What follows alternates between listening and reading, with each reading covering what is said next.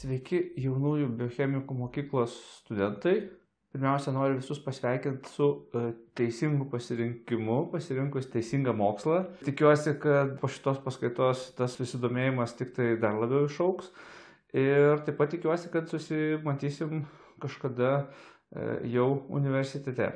Jeigu nesusimatysim, tai dar labiau tikiuosi, kad apie jūs perskaitysiu kada nors kokiose nors žiniasklaidos priemonėse ar moksliniai spaudoj. Šiandien aš norėčiau Jums papasakoti apie metabolizmo inžineriją. Tai yra metabolizmo keitimas panaudojant biochemijos žinias. Kitaip tariant, kaip mes galime paturbinti ar kažkaip kitaip modifikuoti tam tikrų organizmų metabolizmą, kad galėtume pasiekti kažkokius savo tikslus. Tai yra pagaminti daugiau kažkokios medžiagos ar tuos organizmus pritaikyti kažkokiai tai funkcijai. Kadangi aš pats esu Vilniaus universiteto lektorius, aš studentus mokau biochemijos, tiesiogiai nedirbu biotechnologijose kažkokiose. Tikiuosi, kad apie metodus ir šito mokslo galimybės kažkas kitas jums papasakos galbūt paskaitose, o aš į viską pažvelgsiu labiau per savo prizmę, tai yra biochemijos mokslo perspektyvą. Tai pirmiausia, susipažinsim tiesiog su metabolizmu ir bendrai biochemija.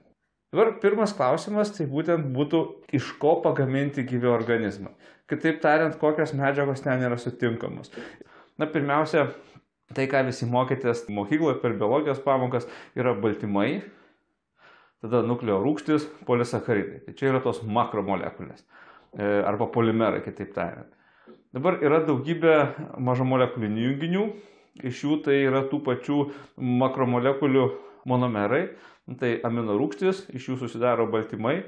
Aišku, mes žinom, kad aminorūgštys ir pačios savaime atlieka įvairias funkcijas, kai kurios iš jų yra neurotransmiteriai, tai yra smegenyse tarp neuronų perduoda impulsus ir taip pat vaidina vaidmenį būtent metabolizme, ką mes pamatysime vykdant įvairias biocheminės reakcijas. Po to monosacharidai, tai čia būtų polisacharidų monomerai, bendrai jie visi yra vadinami angliavandeniais. Po to lipidai, tai čia yra ketvirta didelė biologinių junginių klasė, kuri paprastai eina prie šitų trijų, tačiau aš juos čia atskyriau, kadangi jie visgi nėra makromolekulės. Lipidai yra mažamolekuliniai junginiai. Juos eina riebalai, steroidai, fosfolipidai ir taip toliau. Nukleotidai, tai čia būtų nukleorūgščių monomerai. Tada daugybė visokiausių signalinių molekulių, tai būtų hormonai, mažos medžiagos, dažnai iš aminorūgščių arba lipidinės kilmės, kurios keliauja po visą organizmą kraujotakos sistema ir tokiu būdu komunikuoja ląstelėse esančios skirtingose organizmo vietose, jeigu kalbam apie daugialąsčius organizmus. Po to neurotransmiteriai, tai yra įvairios molekulės, kuriomis signalas siunčia neuronas vienas kitam, feromonai, tai yra organizmų gaminamos medžiagos, kurios patenka į aplinką ir tarnauja kaip signalinės molekulės tarp atskirų organizmų. Paskui yra daugybė visokių kofermentų, tai yra junginių, kurie padeda fermentams, apie kai kuriuos iš jų mes šiandien trumpai štektelėsim. Po to įvairios gynybinės medžiagos, tai yra toksinai, antibiotikai, kai kurios, sakykim, tiesiog deginančios medžiagos, sukeliančios smarkias skausmingas reakcijas. Tomis medžiagomis tiek bakterijos, tiek augalai, tiek gyvūnai ir grybai ginasi nuo kitų juos mindančių, skinančių, valgančių ar kitaip naikinančių organizmų. Ir krūva visokiausių kitokių junginių, kurių čia nepaminėjau, nes iš tikrųjų yra tikrai nemažai. Dabar visos tos medžiagos, kad ir kokios sudėtingos jos bebūtų, jos susidaro gyvame organizme. Aplinkoje mes turime medžiagos, kurios yra visiškai kitokios. Dabar kuo ypatingos yra medžiagos, kurios yra sutinkamos aplinkoje? Pirmas dalykas, jos yra labai stabilios. Kitaip, per milijonus metų iki gyvybės atsiradimo jų ten iš tikrųjų neliktų. Ką mes randame aplinkoje? Pirmiausia, randame CO2. Tai CO2 yra pagrindinis, arba netgi galima sakyti, vienintelis anglies šaltinis aplinkoje. Visi organizmai gauna savo anglį, savo anglies junginius, nes vos ne kiekvienam biologiniam junginį mes turime anglies iš CO2. Čia HCO3- tai yra CO2 forma ištirpusi vandenyje. Dar mes galėtume į šitą kompaniją įdėti karbonato joną CO3-2-, kuris randamas su tam tikrais metalų jonais, pavyzdžiui, kalcio uolienose. Tai čia būtų kalcio karbonatas, pavyzdžiui, arba ten pažįstat kaip kreidą, marmurą ar panašius darinius. Na, aišku, kreidos gyvi organizmai panaudot tiesiogiai netirpios gal ir negali, pirmą jisai ištirpsta, o tada jau gali ten kažką su juo padaryti. Be vandens gyvybė neegzistuotų, mūsų organizmas dauguma pagal masę sudarytas yra iš vandens ir iš tikrųjų taip pat su visais kitais gyvais organizmais. Tai mūsų ląstelės vidus iš tikrųjų yra tirpalas, tai yra vandens tirpalas, jame ištirpusios visos medžiagos ir jame vyksta visos reakcijos. Deguonis yra aplinkoje dėka gyvų organizmų, tai jisai šiaip ir nebūtinas yra, tai gyvi organizmai egzistavo prieš deguonį susikaupiant atmosferoje. Na, iš kitos pusės mes esam jiems dėkingi, kad prigamino to deguonies, nes mes dabar daug dalykų darome iš tikrųjų paprasčiau vien dėl to, kad ten yra to deguonies. Deguonis, kuom jisai yra svarbus, tom, kad jisai yra iš tikrųjų reaktyvus su dauguma junginių, bet iš karto nereaguoja arba reaguoja labai lėtai. Ir dėl to tą reagavimą mes bet kada, bet kokioje situacijoje galime išnaudoti ir esant poreikiui išsiskyrus energiją panaudoti. Dabar aplinkoje yra labai daug N2, tai yra azoto, čia, kuris yra šiek tiek NO3. Dabar NO3 yra reaktyvi molekulė, kuri vėlgi linkusi yra sureaguoti, jeigu tokia kažkur atsiranda ir dažniausiai to NO3 aplinkoje nėra ir jisai susidaro labai aukštoje temperatūroje veikiant, na, pavyzdžiui, elektros išlydžiams, tai yra žaibams atmosferoje. Tada deguonis sureaguoja su azotu N2. Dabar azotas yra būtinas gyviems organizmams visiems ir galbūt pirminiai gyvi organizmai turėjo daugiau azoto junginių aplinkoje. Na, tai, sakykime, atmosfera nebuvo tokia stabili kaip dabar, bet iš kitos pusės dabar gyvi organizmai moka pagaminti reaktyvesnius junginius iš N2 ir iš tikrųjų jie valdo faktiškai visas gyvas ekosistemas per savo tiekiamą azotą. Fosfatai. Na, fosfatai čia vėlgi įvairovės nėra. Iš tikrųjų mes turime fosfato jonus, kurie esant neutraliam pH iš tikrųjų yra pusiausvyroje tarp H2PO4- ir HPO4-. Tai va tokioje formoje mes turim fosfatą plaukiojantį aplinkui ir mūsų ląstelės jį gali panaudoti įvairiems tikslams. Dabar būtinai reikia sieros ir pagrindiniai sieros šaltiniai tai yra SO4- ir H2S.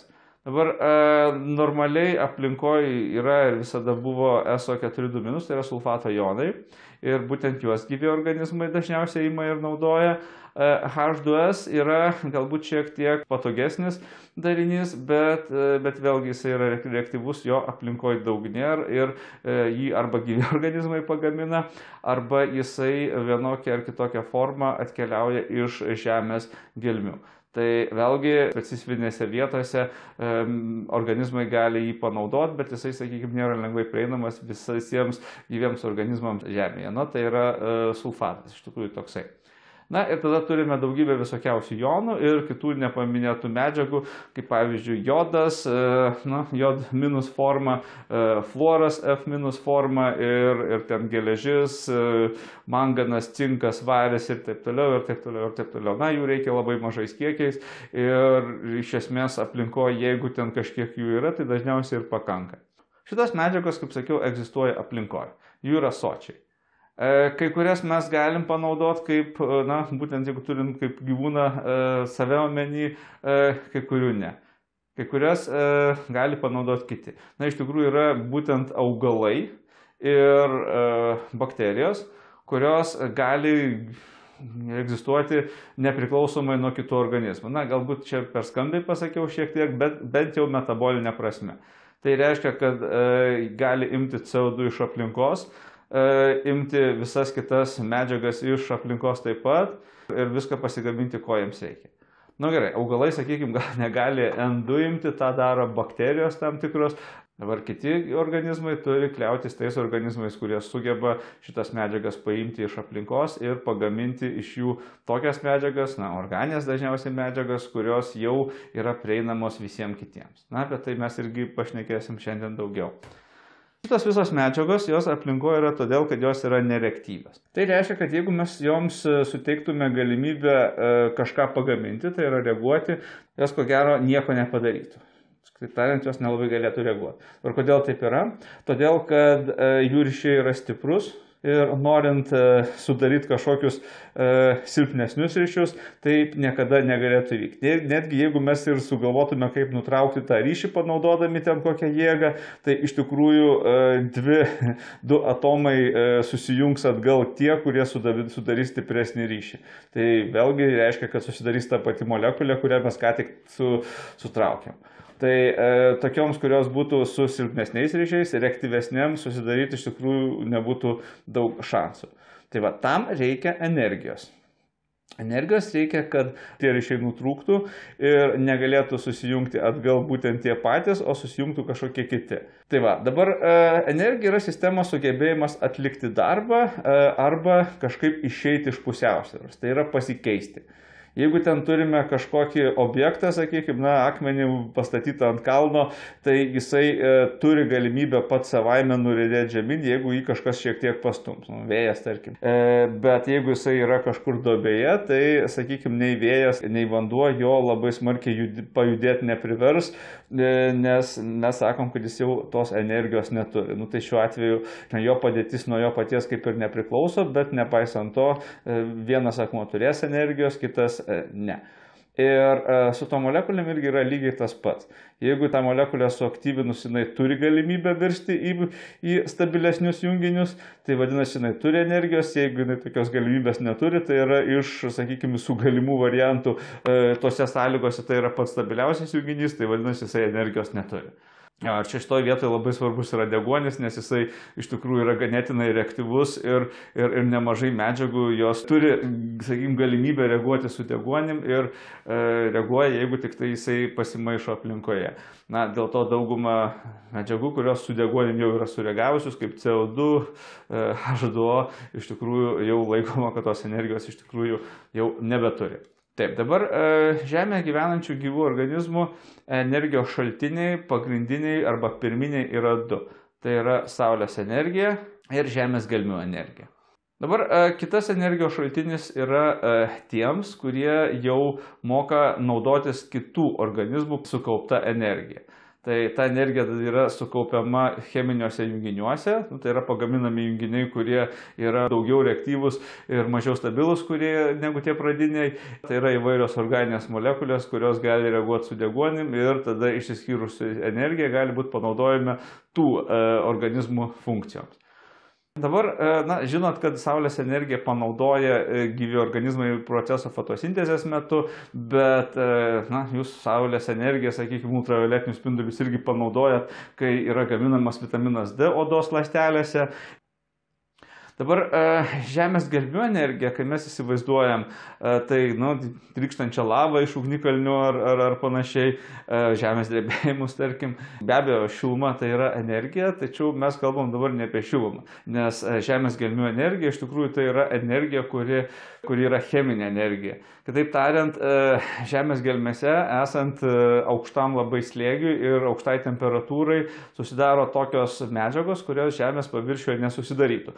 Kitaip tariant, jos yra stabilios tose sąlygose, o patekusios į Žemės paviršių pasidaro mažiau stabilios ir todėl galinčios reaguoti. Tai kai kurie organizmai tai išnaudoja ir ten, pavyzdžiui, Žemės gelmių išeina į paviršių įvairių mineralų, sakykime, tam tikrose oksidacijos būsenose reaktyvesnėse ir pavyzdžiui, šitas sulfido ionai čia būdami reaguoja su deguonim arba jos priverčia mikroorganizmai reaguoti su deguonim ir tada išsiskiria energija. Ta energija gali panaudoti savo reikmėms. Turėdami pradinės kažkokias medžiagas, ir taip pat turėdami energijos, kurią galime panaudoti toms medžiagoms aktyvinti, mes galime pradėti galvoti apie cheminės reakcijas. Kaip iš tų paprastų molekulių padaryti kažką sudėtingesnio. Ir štai čia mes ateinam į metabolizmą. Čia matome metabolinių kelių žemėlapį. Jame yra pavaizduotos pagrindinės reakcijos vykstančiose visose gyvose organizmuose. Na, mes čia matome, tarkim, Krebso ciklą, glikolizę.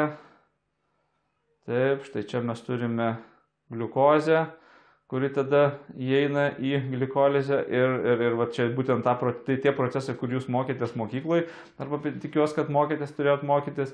Ir taip pat žinot, kad glikolizė ir Krebso ciklas tai yra pagrindiniai metaboliniai keliai, kuriuose yra skaidoma gliukozė ir susidaro ATP. Tai yra gaminama energija. Bet ko jums mokykloje nesakė, kad iš tikrųjų glikolizė ir Krebso ciklas tai yra patys svarbiausi keliai faktiškai visose gyvuose organizmuose, nes jie yra iš tikrųjų pačiam centre. Ir teoriškai, sakykime, iš bet kokios molekulės gyvi organizmai su vėlgi tam tikromis išimtimis, sakykime, gali pagaminti bet ką. Taip, visos medžiagos, kokios jos bebūtų, yra pagaminamos elementariomis cheminėmis reakcijomis. Kalbėdami apie cheminės reakcijas, kartais mes turime galvoje cheminius procesus, o kartais tai yra tiesiog reakcijas. Kuo skiriasi procesas ir kažkokia atskira reakcija? Visi turbūt matėte kvėpavimo, tą pagrindinę reakcijos lygtį, kaip ją vadina. Tai būtų C6H12O6 plus 6O2 ir susidaro 6CO2 plus 6H2O. Kvėpavimo reakcija. Aišku, mokykloje jūs vadinate tą reakciją, bet iš tikrųjų tai yra sudėtingas procesas, į kurį, sakykime, įeina, klasikiniu šito požiūriu, įeina 10 glikolizės reakcijų, tada viena perinamoji reakcija sudaryta iš kelių ten žingsnių, tada 8 Krebso ciklo reakcijos ir tada ten krūva šitų elektronų pernešinėjimų, tai yra krūva oksidacijos redukcijos reakcijų, elektronų pernašos grandinė. Tai yra sudėtingas procesas iš tikrųjų. Dabar jeigu kalbėti apie atskirą kažkokią reakciją, tai iš tikrųjų dažniausiai paprastoje reakcijoje yra apsiribojama ryšio nutraukimu ir kažko prijungimu į jo vietą.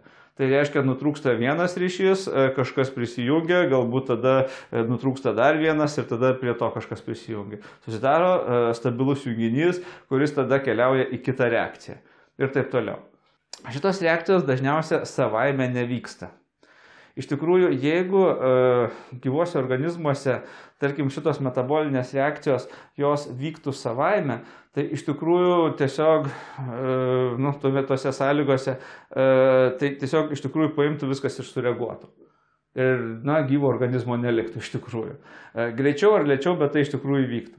Kažkaip evoliucijos eigoje gyvuose organizmuose, būtent tos reakcijos, kurios sudaro gyvus organizmus ir iš tikrųjų daro juos gyvus, yra tokie junginiai, kurie, sakykime, savaime čia biochemikus reiškia šiek tiek kitą dalyką, bet turiu omenyje, kad tiesiog paima, sumaišai juos ir jie tiesiog, nereaguoja. Tai yra, kaip jūs įpratę ten matyti, galbūt mokykloje, kai darot bandymus, kai ten pradeda skirtis burbuliukai ten įmetus kažkokių metalo drožlių į rūgštį arba ten iškrenta nuosėdos ir taip toliau. Tai gyvose organizmuose nėra, kad tai paima ir įvyksta viskas. Tie junginiai patys tarpusavėje nereaguoja arba reaguoja taip lėtai, kad mes to netgi nematom. Tai leidžia tam tikrų metų vykdyti tik tai tam tikras reakcijas. Dabar tinkamas reakcijas pagreitinti iki to, kad tai būtų reikšminga organizmui, iš tikrųjų tą funkciją atlieka fermentai. Tai yra katalizatoriai. Ir iš tikrųjų visam šitam metabolizmo žemėlapyje mes turime kiekvienoje reakcijoje ją katalizuojantį fermentą. Be šitų fermentų, biologinių katalizatorių, kurie ten šiaip iš baltymų yra pagaminti, arba tiksliau jie yra baltymai, mes galim sakyti, kad tos reakcijos iš viso nevyksta. Ir aišku, norėdami, kad kažkas vyktų, mes aktyvuojame tam tikrą fermentą. Kai nebereikia to, tą fermentą galime išjungti vienokiu ar kitokiu būdu. Čia beje pavaizduota yra piruvato dehidrogenazė. Tai yra toks kompleksas, kuris katalizuoja tą pereinamą reakciją tarp glikolizės ir Krebso ciklo. Tai yra piruvatą paverčia į acetil-CoA. Visas metabolinės reakcijas galime skirstyti į dvi rūšis. Tai yra katabolizmas ir anabolizmas. Katabolizmas tai yra tokios reakcijos, kurių metu yra atlaisvinama energija iš junginių ir tą energiją panaudojant pagaminamas ATP ar kažkoks kitas energijos turintis darinys, kuris ten gali būti panaudojamas kažkur, kur ta energija yra reikalinga. Anabolizmas tai būtų atvirkščias procesas, kai iš paprastesnių junginių panaudojant energiją yra pagaminami kažkokie sudėtingesni junginiai, kurie yra skirti kurti tą organizmą, jį tenai taisyti ir taip toliau ir taip toliau. Kitaip tariant, yra naudingi kažkokie junginiai, kurie tam organizmui reikalingi sintetinami. Dabar, aišku, daugumą tų junginių, kuriuos mes pasigaminame, tarkim, amino rūgštis, visas mes jas galim suskaidyti ir panaudoti energijai. Ir tą organizmas daro, sakykime, kai ten kažkokių energijos šaltinių aplinkoje labai smarkiai sumažėja. Dabar, kaip jau minėjau, glikolizė ir Krebso ciklas visgi yra pagrindiniai metaboliniai keliai. Mes juos galime traktuoti tiek kaip anabolizmui priskirtinus, tiek katabolizmui. Iš tikrųjų, vos net ten kas antras junginys esantis glikolizė, netgi daugiau, ir taip pat nemaža dalis Krebso ciklo darinių iš tikrųjų yra kaip startiniai junginiai įvairiems kitiems procesams. Pavyzdžiui, iš gliceraldehido galime pagaminti, tarkim, glicerolį ir tada tą glicerolį naudoti riebalams gaminti. Kitas dalykas, mes galime, pavyzdžiui, panaudoti piruvatą, tai galutinį glikolizės junginį sintetinti aminorūgščiai alaninui, iš alanino tai ir kitas aminorūgštis pagaminti. Taip, dabar acetil-CoA jisai yra naudojamas ir įvairioms aminorūgštims gaminti, ir taip pat riebalų rūgštims gaminti, iš kurių paskui susidaro ir riebalai, ir fosfolipidai, ir įvairios kitos panašios molekulės. Na, ten keliaujant į Krebso ciklą, tai mes, pavyzdžiui, turime alfa-oksogluteratą, kuris yra startinis junginys aminorūgščiai glutamatui, iš glutamato ten ir kitos aminorūgštys sėkmingai susidaro. Iš tikrųjų, skaidant bet kokį mūsų junginį esantį mūsų organizme, vienaip ar kitaip mes prieisime iki glikolizės ir Krebso ciklo junginių. Įvykdžius tam tikrus pakeitimus glikolizei su tais junginiais arba Krebso cikle, mes iš jų galim padaryti kitus junginius. Arba jeigu norim visą tai nukreipti į visišką oksidaciją, tai Krebso cikle prasisukę junginiai virsta iš tikrųjų iki CO2, tai yra ir pašalinami lauk, o visa jų oksidacijos metu išsiskyrusi energija yra panaudojama ATP sintezei. Dabar kaip vyksta metabolinės reakcijos? Arba kitaip, kokių priemonių reikia, norint įvykdyti metabolinės reakcijas. Tarkime, iš kažkokios gliukozės, sakykime, angliavandenę pagaminti kokią nors amino rūgštį, arba riebalų rūgštį, arba kokį nors antibiotiką, arba kažkokį tai alkaloidą haliucinogeninį, ar kažką panašaus. Dabar, kokių priemonių iš tikrųjų reikia, kad visas tas procesas vyktų? Aišku, mes turime turėti visus fermentus, ko dar papildomai reikia. Na, pirmiausia, jau irgi kalbėjom, kad svarbu yra energijos šaltiniai. Tai reikia pasigaminti ATP arba kitų nukleozidų trifosfatų, kurie kartais būna naudojami, tiesa, šiek tiek mažiau populiarūs. Taip pat kai kurie kiti junginiai būna panaudojami tam. Po to reikia kofermentų. Kofermentai tai yra tam tikri fermentų pagalbininkai, kurie šiek tiek išplečia tų aminorūgščių cheminės, sakykime, galimybės, cheminius pajėgumus. Prijungia kažką, kas būna suaktyvuojama, sakykime, paruošiama reakcijai geriau negu tai būtų su paprastom aminorūgštim. Tai kofermentai dažniausiai būna įvairios cheminės molekulės, kurios prisijungia prie pagaminto baltyminio to fermento dalies ir tada ten aktyviajam centre kofermentas gali tiesiogiai sąveikaudamas su substratu ten vienaip ar kitaip pernešinėti tam tikras grupės ir vykdyti tą reakciją. Dabar tam tikri kofermentai, kuriuos aš čia išskyriau į atskirą grupę, jie gali atsijungti nuo fermento ir nunešti tam tikrą anglies atomą ar kažkokią kitokią grupę į kitą fermentą. Tai reiškia, kad jie iš tikrųjų egzistuoja kaip, ne tiek kaip tų fermentų pagalbininkai, bet kaip reagentai, kurie gali vienoje vietoje pasimti kažkokią aktyvią grupę, ją nunešti visai į kitą ląstelės vietą kitam fermentui ir tada būti panaudojami toj gamyboje. Taip pat, jeigu yra reikalingas azotas tavo galutiniam junginiui arba tarpiniuose junginiuose gali būti sieros šaltiniai, vėlgi, čia yra tokie specifiniai atomai, apie kuriuos irgi reikia pagalvoti, sakykime, iš kur jie ateis. Ir taip pat oksidacija redukcija. Tarkime, jeigu tu prijungi prie kažkokios molekulės CO2 ir gavai karboksy grupę, pirmiausia, tai norint kažką toliau su ją padaryti, iš tikrųjų jinai turi būti redukuota. Tai kitaip tariant, mes turime prijungti vandenilio, paversti ją galbūt į aldehidinę grupę, galbūt paversti į alkoholinę grupę ir taip toliau. Tam reikia iš kažkur elektronų.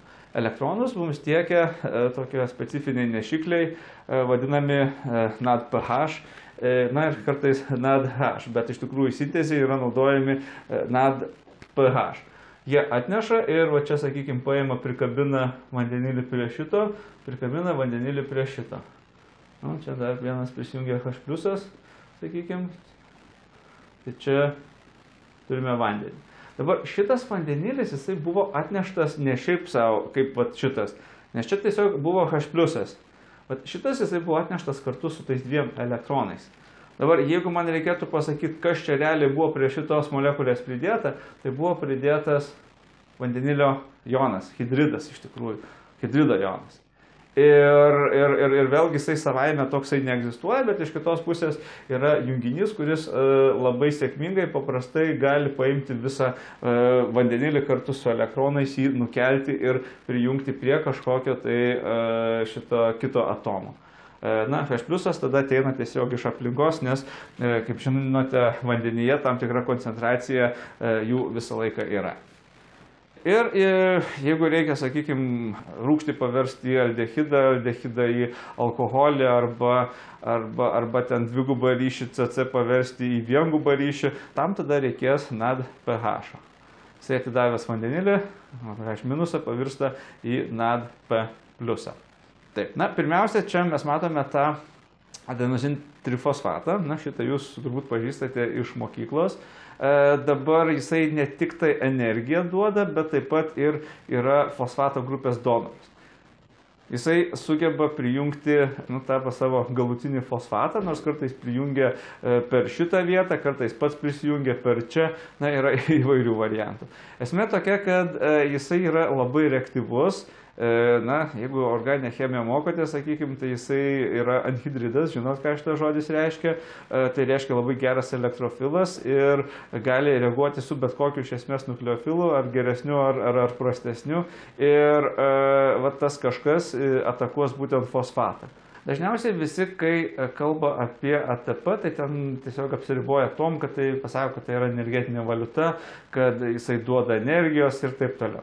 Ne visada aišku yra, kaip jisai tą energiją duoda ir kodėl ten tos energijos yra tiek daug. Na, dabar, kaip aš jau minėjau, energija yra jo reaktyvumas. Vėlgi, įprastai tie anhidridai, jie yra tokie reaktyvūs, kad jie su vandeniu sureaguoja iš karto, kai tik jį patenka, bet fosfoanhidridas yra toks, kuris tam tikrą laiką jisai vandenyje išbūna stabilus. Tai jo reaktingumas būtent ir yra ta energija. Pavyzdžiui, vienas iš svarbiausių gamtoj procesų tai yra glutamino sintezė iš glutamato. Tai yra pagrindinis azoto kelias į gyvus organizmus, į biochemiją. Norint pagaminti glutaminą iš glutamato, mums reikėtų patraukti nuo anglies atomo O- joną. Jisai atskilęs iš tikrųjų sudarytų O2- joną. Bet O2- jonas iš tikrųjų vandenyje jisai ne už ką nesusidarytų. Netgi hidroksidas normaliai neutraliam vandenį nelabai sugebėtų atsikabinti nuo anglies atomo. O čia mes kalbame dar netgi apie O2-. ATP iš tikrųjų tai padaro labai lengvai. Beje, tą dalyką daro ir chemikai. Tai yra panaudoja kažkokią reaktyvią medžiagą, kur būtent šitas deguonis, jisai yra kaip nukleofilas, jisai atakuoja kažką, kas tenai prisijungia. Tai šiuo atveju jis atakuoja fosforo atomą. Nutrūksta šitas ryšys. Dabar šitas deguonis, jisai patampa to naujai susidariusio fosfato dalimi. Dar nuo ATP yra pernešama šita dalis, tai yra, kaip matot, be deguonies. Šita dalis, tai čia yra fosforilo grupė. Vat dabar, jeigu mes norėtume nutraukti tą ryšį, tai mes tada turime atkabinti nebe O2-, o tiesiog paprastą fosfatą. Ir paprastas fosfatas iš tikrųjų yra kur kas stabilesnis negu oksido jonas, negu hidroksido jonas. Ir iš tikrųjų jis yra visai stabilus ir nereaktyvus. Ir dėl to tada kur kas lengviau amoniakas gali neutraliniam tirpale netgi atakuoti anglies atomą ir nustumti visą šitą į tirpalą. Tokiu būdu mes lengvai pagaminame glutaminą. Na, aišku, ATP jisai panaudoja savo vieną P, lieka ADP, čia difosfatas būtų. Jisai iš tikrųjų dar turi vieną energetinį šūvį, jeigu galima tai pasakyti. Dažniausiai šiaip ADP energija nėra naudojamas suteikti, bet iš tikrųjų egzistuoja tokia reakcija, kur du ADP gali reaguoti ir susidaro energijos nekainuojančiam procese ATP ir AMP. Dabar tiek ADP, tiek AMP susidarė, jie turi būti užkrauti, kitaip tariant, tas fosfatas turi būti prie jų prijungiamas. Na ir tai nėra taip paprasta ir iš tikrųjų visos tos energetinės reakcijos, energijos gamybos reakcijos būtent yra skirtos tam, kad prikabinti tą fosfatą dažniausiai prie ADP. Taip, dabar kai kuriais kitais atvejais ATP gali, nuo jo gali būti pernešama šita fosfato grupė ant kažkokio tai, tarkim, baltymo. Tas baltymas gavęs neigiamą fosfato grupę, ta neigiama fosfato grupė prastumdo kitas aplinkui esančias grupės, pasikeičia baltymo kažkokia tai, ta struktūra iš vienos į kitą ir toj naujoj struktūroje jisai gali arba prisijungti kažką, arba nebeprisijungti kažko, jeigu prieš tai galėjo, arba ten prasiveria kažkokie vartai, per ką gali medžiagos patekti į ląstelės vidų, ar dar kažkas. Kitaip tariant, tas fosfatas jisai gali elgtis kaip svičas, kuris ten įjungia, išjungia kažką. Na, aišku, tam įjungimui, išjungimui be abejo reikia energijos, nes bet koks procesas jisai savaime tik tai vieną pusę gali vykti.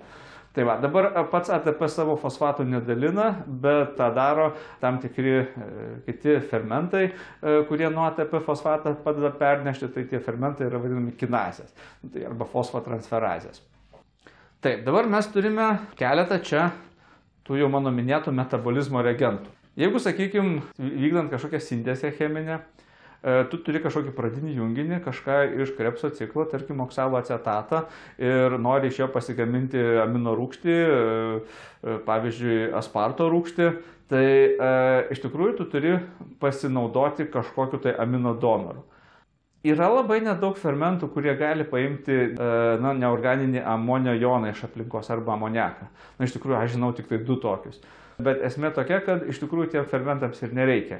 Nes pagrindinės amino grupės donoras jau yra štai čia paruoštas. Tiesa, jisai savo amidinę, sakykime, grupę, ar amidinė grupė visa šita būtų, bet būtent šitą darinį jisai pasigaminęs iš to neorganinio amonio jono. Beje, reakcija, kurią prieš tai nagrinėjom, panaudojant ATP, tai jisai ją gali pernešti alfa-ketogglutaratui. Tai susidaro glutamatas ir tada glutamatas gali perduoti visiems kitiems, kam tik tai nori iš tikrųjų. Ir tada mano tą junginį kažkokį, prie jo būtent prikabins amino grupę fermentas, pasinaudojęs reagentų, tai yra glutamatu. Na, glutamatas čia tiesiog turėtų OH grupę, tai jisai šitą savo NH2 atiduotų ir tada mano tas jau junginys turėtų amino grupę. Ir ta amino grupė iš tikrųjų paskui gali netgi patekti, jeigu, sakykim, toliau sintezė vyksta, gali patekti ir į kažkokį žiedą ir dar kažkam kitam panaudot ir taip toliau.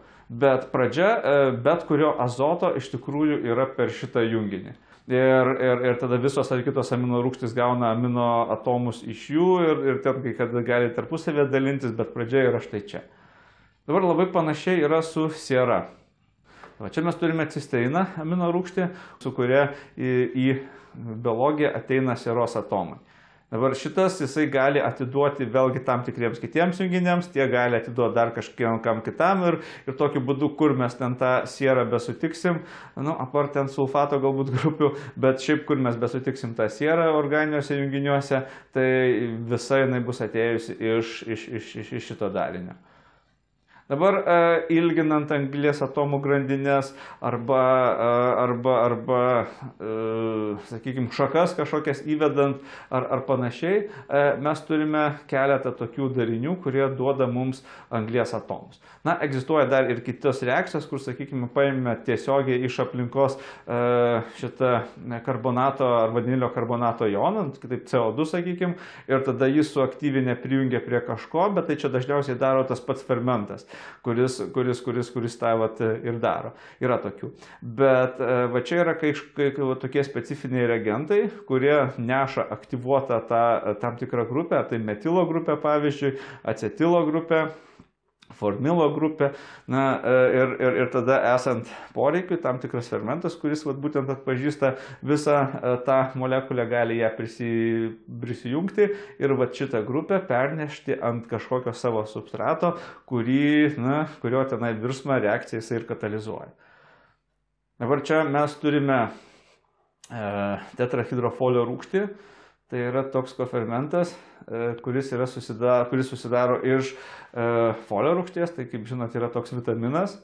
Ir jisai savo šitą formilo grupę užsikrauna iš serino. Na, iš tikrųjų jisai keletą tenai, gal 3 skirtingas tas grupės gali pernešti. Tai va jisai paima, sunaudoja amino rūgštį seriną, jinai pavirsta į kitą amino rūgštį, gliciną. Be abejo, jeigu reikia serino, tai tada jo reikia gamintis daugiau organizmui, bet va šitą CHO jisai jau gali pernešti kažkur tai kitiems.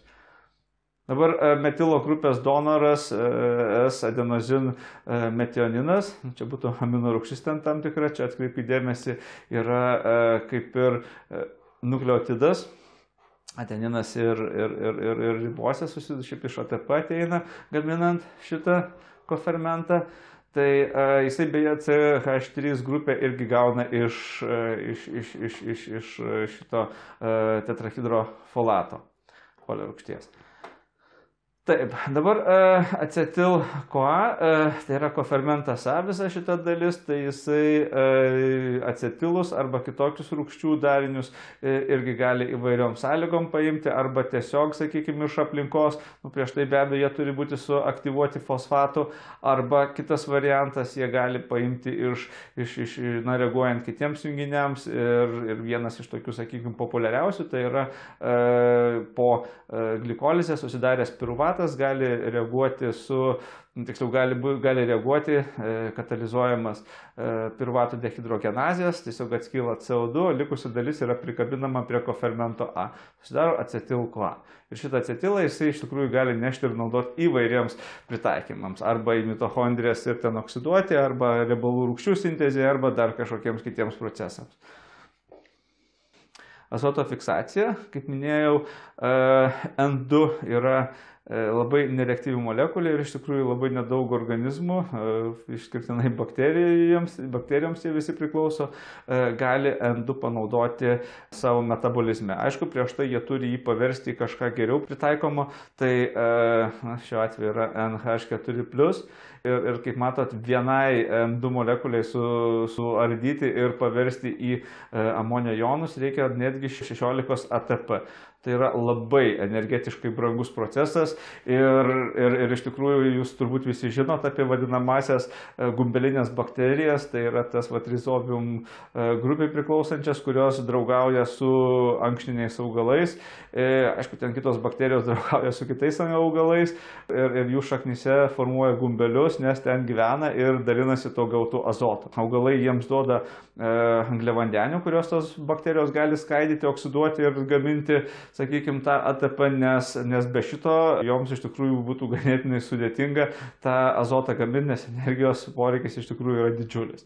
Ir amonio jonai pagrindė yra, kaip jau minėjau, įtraukiami į metabolizmą per reakciją su amino rūgštim glutamatu ir susidarant glutaminui. Tai va čia yra fermentas, kuris tiek pas bakterijas, tiek pas augalus, tiek pas mus iš tikrųjų yra pagrindinis, kuris azotą įtraukia į organinius junginius. Procesas vadinamas azoto asimiliacija. Kaip sakiau, tada susidaręs šitas glutaminas gali perduoti tą aminą Krebso ciklo tarpininkui alfa-ketogluteratui, kuris pavirsta į glutamatą ir tada glutamatas gali atiduoti bet kam kitam. Kita reakcija, kaip sakiau, yra tiesiog iš alfa-ketogglutarato pagaminamas yra glutamatas. Na ir ten toliau viskas tęsiasi lygiai taip pat. Dabar čia mes turime pavyzdį, kaip į metabolizmą ateina siera. Tai vėlgi tai vyksta augaluose ir bakterijose tik tai, ne gyvūnuose. Ir ten pirmiausia aplinkoje esantis sulfato jonas, jisai ten panaudojant energiją, prijungiamas yra prie ATP. Susidaro toksai darinys, tada toliau jisai yra panaudojant NADPH, kaip jau minėjau, redukuojamas ir galiausiai susidaro sulfido jonas. Sulfido jonas yra įtraukiamas į ten kitą metabolinį kelią, kur iš serino susidaro cisteinas, aminorūgštis. Pasigaminus cisteinui, tada, sakykime, šitas cisteinas jau gali atiduoti SH grupę, sakykime, kitiems dariniams, kuriems reikia tos sieros. Ir jeigu ten, sakykime, ten kažkokie, kad ir sudėtingesni junginiai, na, jau visi dažniausiai gavę yra siera iš cisteino. Taip, ir galiausiai mano minėtas elektronų donoras. Tai yra NADP+. Turime mes nikotinamidą. Taip, jeigu čia būtų OH, tai būtų nikotino rūgštis, beje, šitas būtų tada vitaminas irgi, arba necinas. Ir mes turime čia dinukleotidą. Tai yra vienas nukleotidas su piridino žiedu, arba ten nikotinamido žiedu, jeigu visą paėmus, kuris yra vietoje azotinės bazės, arba čia yra adeninas. Čia adeninas ir adenino nukleotidas. Tai va, taip iš pavadinimas ir išsišifruoja, tai nikotinamido adenino dinukleotido fosfatas. Fosfatas yra čia. Dabar turbūt jūs žinote, arba esate galbūt girdėję kitus tokius du kofermentus, tai yra NAD+ ir NADH. Tai yra be fosfato. Jie tuo ir skiriasi, kad tik tai nėra to fosfato. Ląstelėse yra naudojami abudu iš tikrųjų. Dabar tie, kurie yra, funkcija jų yra labai panašiai, jie pernešinėja elektronus, bet tas fosfatas prikabintas prie šitų, jisai veikia kaip kažkoks ženklas ant nugaros, kaip kažkoks tai emblema, sakykime, ir visi ląstelės fermentai juos atpažįsta ir naudoja tik tai junginių sintezei. Tačiau, jeigu reikia gaminti kažkokius junginius, kurie bus sunaudojami kažkam. Dabar jeigu to fosfato ten nėra, mes turime NADH, sakykime, NAD+ yra be elektronų, NADH yra su elektronais, tai šitą NADH visi atpažįsta kaip nešantį elektronus energijos gamybai. Tada jisai nuneš ir atiduos elektronų pernašo sistemą juos, tada elektronai suks ten kažkokius motorus ir ten gaminsis ATP. Tai va, yra atskiri pūlai organizme, funkciškai atskirtos dalis, kur jeigu, sakykime, organizmas kažką sintetina, tai jisai, ir jam reikia elektronų tai sintezei, tai jisai gamins šitą labai smarkiai. Tuo tarpu NADH koncentracija gali pasikeisti tik tai dėl to, kad, tarkim, jisai aktyviau galbūt naudos ATP. Ir gali paaktyvinti šitą. Jeigu ATP jam tuo momentu nereikia, tai tada NADH gamyba jinai niekaip irgi nepasikeis. Tai kaip sakant, jisai gali reikalui esant įjungti arba vieną dalį, arba kitą. Ir iš tikrųjų, nors jie yra labai panašus, bet, kaip sakiau, tarnauja skirtingom funkcijom.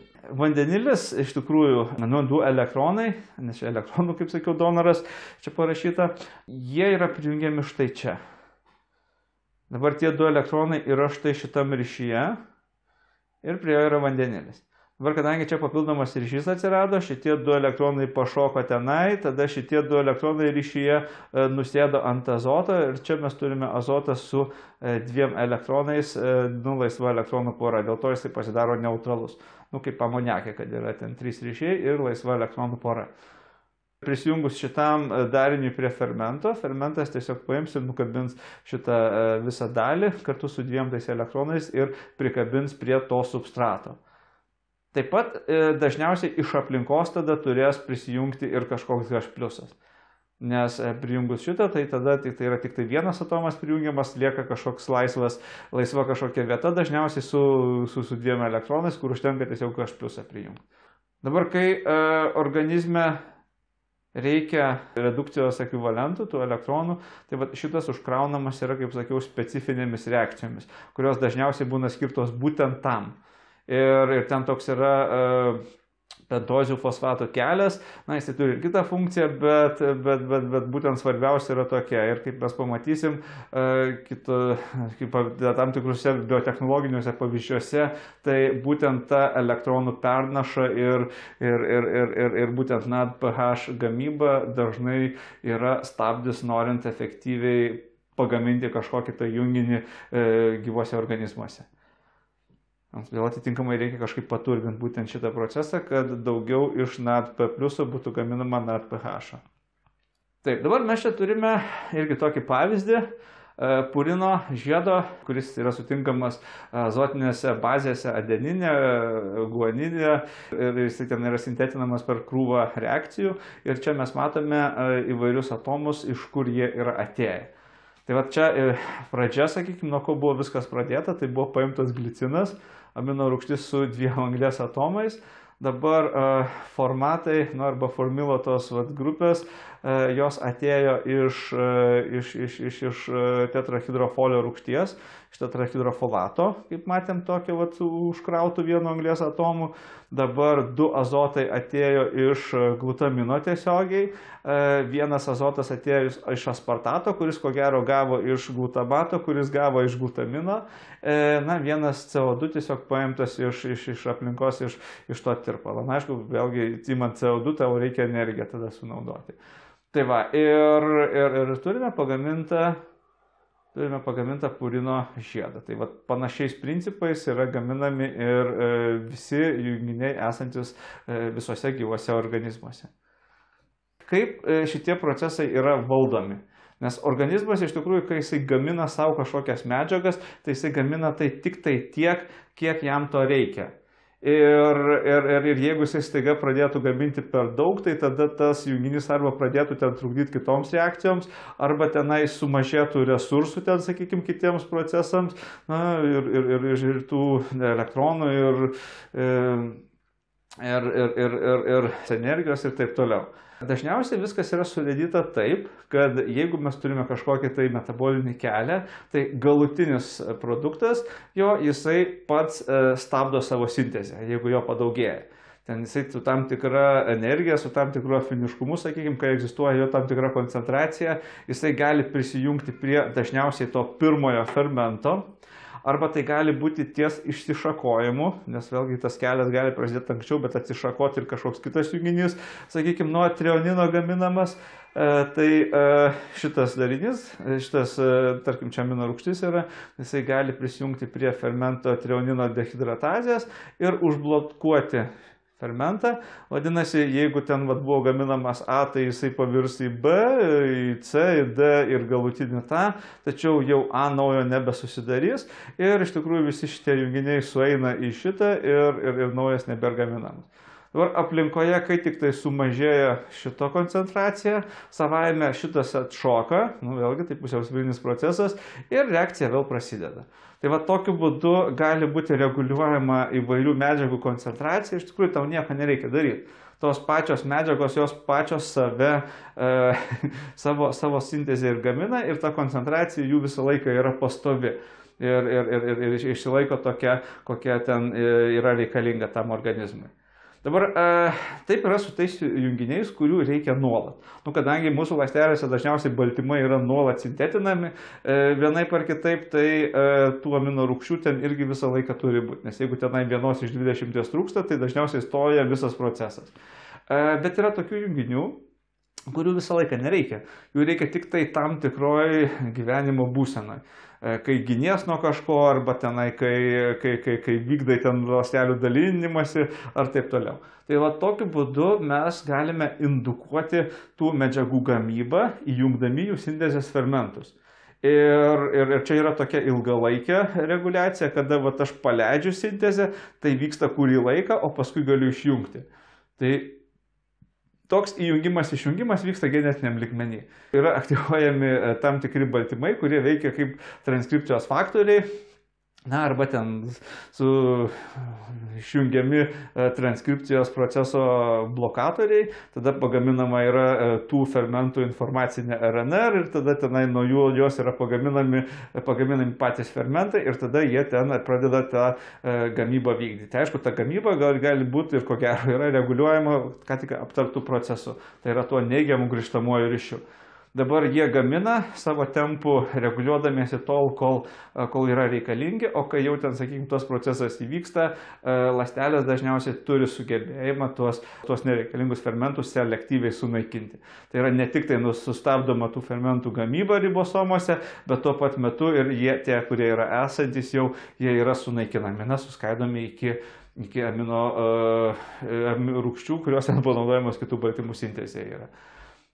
Dabar dar egzistuoja vienas tarpinis variantas gamybos, tai yra, sakykime, kai tas procesas, kurį tu turi vykdyti, jisai vyksta visada iš esmės, tačiau pertraukiamai. Sakykime, ten turime procesą, kur ten valandą jisai vyksta, tada pusvalandį nevyksta, tada vėl valandą vyksta ir taip toliau.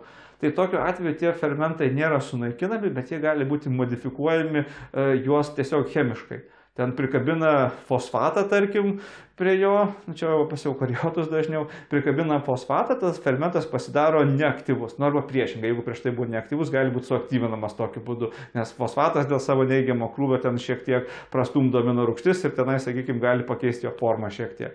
Dabar, kai tas jau fermentas jau pasidaro reikalingas, jeigu čia inaktyvuotas buvo, tai tada tas fosfatas gali būti pašalinamas ir tada tas fermentas vėl pradeda gaminti tai, ką jisai gamino prieš tai. Gali būti ir vienas, ir kitas atvejis, sakykime, kai fosfatas naudojamas aktyvinimui arba inaktyvinimui. Tai čia toks yra aktyvinimas per modifikacijas. Taip, čia mes matome tokį pavyzdį, kur pateikta energetinių kelių, tai yra glikolizės ir Krebso ciklo, kuris yra vadinamas citrinų rūgšties ciklu reguliacija. Dabar čia nesigilinsim į patį procesą, bet iš tikrųjų mes matome čia ir tokių žingsnių, kada produktas pats savo fermentą reguliuoja. Ir čia, pavyzdžiui, ir čia, ir čia, ir čia. Ir tai vyksta todėl, kad tas pats procesas jisai vyktų visą laiką sinchronizuotai, kad nebūtų, kad kažkuri viena stadija labai smarkiai užgreitėja, o kitos atsilieka. Ir beveik visur, kur atkreipsi dėmesį prie žalio trikampiuko, tai reiškia aktyvuoja, tai yra AMP, ADP. Tai čia yra būtent jų padaugėja ląstelė, kai susiduria su energijos trūkumu. Tai ADP, sakykime, tik tai šiaip savo, paspartina šiek tiek, bet AMP jau reiškia, kad iš tikrųjų jau čia yra tikrai ne kažką, reikia labai smarkiai pasistengti. Taip pat aktyvuoja NAD pliusas. Tai NAD pliusas čia yra tas, kuris ima elektronus ir neša į mitochondrijas ten, kad suktųsi viskas greičiau. Ir šiuo atveju mitochondrijose jau susidaro šitas procesas vyksta. Tai jeigu jo sumažėja, tai vadinasi, kad ATP sintezė yra sulėtėjusi, vadinasi, viską reikia daryti greičiau, todėl jisai skatina šitos procesus. Ir atkreipkite dėmesį visur, kur vyksta slopinimas, tai čia šitas ženklas, tai mes turime ATP, mes turime NADH, tai yra tie produktai, kurie būtent pagaminami yra Krebso cikle ir apskritai visam šitam procese. Ir jeigu, sakykime, jų yra daug, tai tada reiškia ląstelė yra pilna energija aprūpinta ir galima šiek tiek pailsėti. Aišku, tol, kol bus sunaudota ta perteklinė energija pagaminta ir tada vėl jie atsikabins ir vėl procesas bus stumiamas į priekį. Judame toliau prie metabolizmo pritaikymo. Tai yra biotechnologijos, kuri yra pagrindinė šios dienos tema visgi. Dabar biotechnologija gali būti suprantama labai plačiai. Tai ten pagal apibrėžimą tai yra tokios technologijos, kur yra panaudojami kažkokie gyvi organizmai tam, kad būtų pagaminamas kažkoks produktas. Tam tikra prasme žemdirbystė, ar tai ten tai būtų augalininkystė ar gyvulininkystė, gali būti vadinama biotechnologija. Iš tikrųjų tikrai į apibrėžimą papuola. Bet dažniausiai šiais laikais biotechnologija yra visgi siejama su mikroorganizmais. Tai yra tuos pačius maisto produktus, ar tai pieną, ar mėsą, ar daržovės kažkokias, jeigu mes paveikime mikroorganizmais, tai jau yra biotechnologija. Šitų technologijų taikymas gal tik šiek tiek nusileidžia žemdirbystėje istorijoje, nes egzistuoja įrodymai, kad prieš 1000 metų Mesopotamijoje ir vat, kaip šitam paveiksliuke matome, senovės Egipte jau egzistavo fermentacijos procesai, tai yra alkoholinių gėrimų, alaus, vyno gamyba ir žmonės tuo pilnai naudojasi. Aišku, tais laikais irgi variantas buvo, kad sakykime, fermentacija, alkoholinė fermentacija buvo labai svarbus procesas, nes pagaminti gėrimai, jie buvo pirmiausia sterilūs tam tikrą prasme. Aišku, jie turėjo tų mikroorganizmų, kurie pagamino tą alkoholį, bet būtent alkoholis stabdė kitų mikroorganizmų dauginimąsi ir sakykime, jeigu tas alkoholis kažkiek ten kenkia geriančiajam, tai kiti mikroorganizmai ten būdami ten pagamintų kažko tikrai baisesnio, ten išskirtų toksinus ir tada jau būtų apsinuodijimas kur kas rimtesnis. Tai va, ypač tai buvo svarbu, kai jau žmonės pradėjo gyventi dideliuose miestuose, kur kanalizacijų normalių nebuvo ir tada mikrobinė kažkokia tarša tiek vandenyje, tiek ant maisto produktų tikrai buvo didelė problema ir trukdavo visokie choleros, dezinterijos ir kitų ligų protrukiai, kas būdavo susiję su įvairių, ten, sakykime, mikrobų iš fekalių patekimu į vandenį ir ant maisto produktų. Tai vat vienas iš būdų buvo steriliai gyventi, vartojant alkoholinius gėrimus. Tai va, ir iš tikrųjų, kai XIX amžiuje Louis Pasteuras pradėjo savo tyrimus, tai va, tada yra laikoma pradžia tos tikros jau biochemijos, jau mokslinės biochemijos. Ir pirmieji biochemijos mokslo traktatai buvo darbai parašyti būtent alkopramonės, tai yra alaus ir vyno gamintojų užsakymų ir Louis Pasteuras atliko tyrimus, kurios pavadino alaus lygos ir vyno lygos. Tai yra be abejo susijęs su mikrobais, kurie nesidaugina tinkamai, neveikia tie mikroorganizmai, kurie turi dalyvauti šių produktų gamyboje. Ir jis atliko ten dar su mikrobiologinius tyrimus ir pateikė kažkokias išvadas. Aišku, kartu po to tyrinėjant tuos procesus buvo atrasti ir fermentai ir aišku, mokslas išaugo gerokai plačiau, ne vien tik tai apie alkoholinių gėrimų gamybą. Dabar alkoholinis rūgimas, jisai arba alkoholinė fermentacija yra vienas iš fermentacijos procesų, kur vyksta organizmuose, kai jie gamina energiją, pasintetina nenaudodami deguonies. Čia yra pavadinta anaerobinė fermentacija. Jūs mokykloje alkoholinį rūgimą vadinate anaerobiniu kvėpavimu. Biochemikai iš tikrųjų su šituo traktavimu sąvokų nelabai sutinka. Biologijos vadovėliai taip tikrai rašo, bet mes, pavyzdžiui, kai kalbame apie aerobinį procesą, tai yra aerobinį kvėpavimą, vadinasi, ten viskas vyksta, Krebso ciklas, ten su medžiagų oksidacija iki CO2 ir visi tenai surinkti elektronai keliauja į elektronų pernašos grandinę, pumpuojami vandenilio jonai, pagaminamas paskui ATP. Anaerobinis kvėpavimas yra lygiai toks pats procesas arba labai panašus procesas, tik tai skirtumas toks, kad nėra naudojamas deguonis.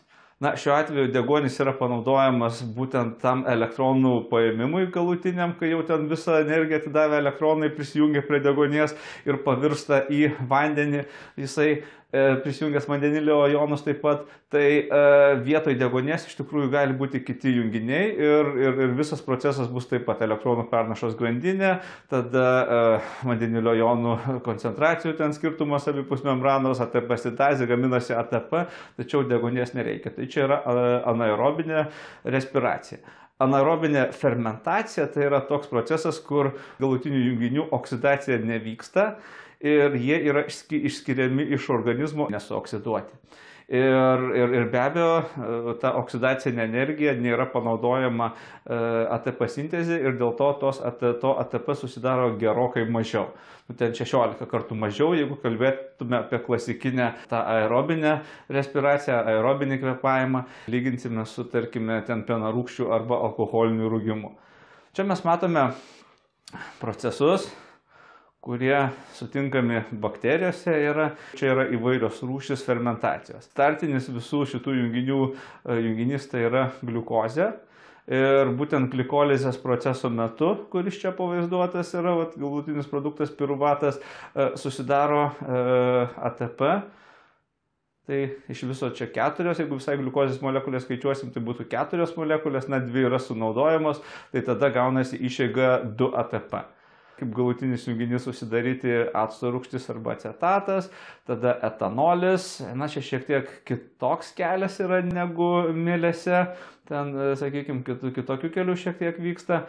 Po to mes turime ir sviesto rūgštį ar butiratą, tada butanolis, alkoholis iš 4 anglies atomų, izopropanolis, taip pat gali būti ir acetonas kaip galutinis junginys. Na ir šiuo atveju mes turime ir skruzdžių rūgštį, kuri dar gali būti skaidoma ir susidaryti vandenilis.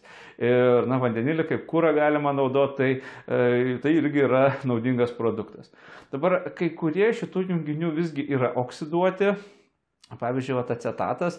Ir jeigu tai būtų gaminamas tik acetatas, tai vadinasi visgi reikia kažkokio oksidatoriaus, ar tai būtų deguonis, ar kažkas kita. Na, iš tikrųjų, jeigu šiek tiek, jeigu žinot, kas liečia vyno, pavyzdžiui, gamybą, kur bakterijos užsiima fermentaciją, kad jeigu šiek tiek deguonies patenka, tai gali būti, kad susidaro acetatas.